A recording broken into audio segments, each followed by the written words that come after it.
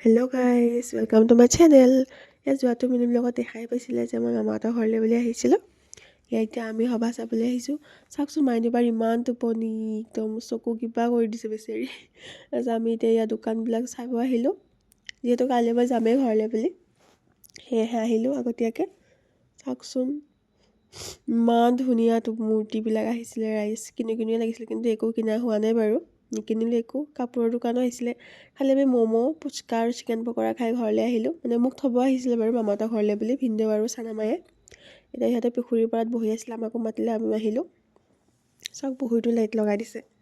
তাৰপিছত এটা ফাংচন হৈ আছিলে বুলি এনেই চাবলৈ ৰখিলোঁ অলপ টাইম, এনেই ৰখিছোঁ, বেছি টাইম নাই চোৱা বাৰু।